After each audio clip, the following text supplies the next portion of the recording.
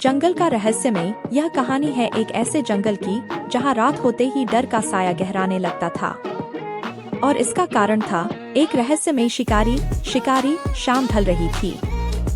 जंगल के एक कोने में छोटा हिरण नन्हे कदमों से घास चर रहा था। लेकिन तभी झाड़ियों के पीछे कुछ सरसराने की आवाज आई। हिरण ने चौकन्ने होकर इधर-उधर देखा, पर वहां कुछ नहीं था, या शायद कुछ था। जंगल के अंधेरे में दो चमकती हुई लाल आंखें दिखाई दीं। धीरे धीरे वो आंखें हिरण की तरफ बढ़ने लगीं। घबराकर हिरण भागा, लेकिन तभी उसके सामने आ गया एक भयंकर तेंदुआ।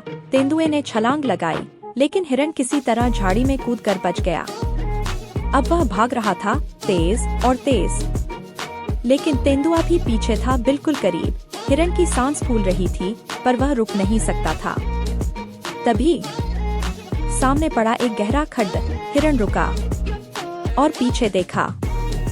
तेंदुआ उस पर झपटने ही वाला था कि एक जोरदार दहाड़ गूंजी। सामने से जंगल का राजा शेर आ चुका था। अब शिकारी खुद शिकार बनने वाला था। तेंदुआ झिझका, लेकिन फिर शेर पर हमला कर दिया। दोनों के बीच जबरदस्त लड़ाई हुई। लड़ाई के बाद थका हारा तेंदुआ जंगल में भाग गया। हिरण बच चुका था।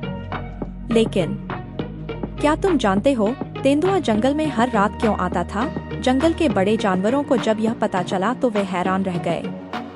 तेंदुआ भूखा नहीं था, वह अपने खोए हुए बच्चे को ढूंढ रहा था। कभी कभी जो हमें शिकारी लगता है, वह खुद किसी गहरे दर्द से गुजर रहा होता है।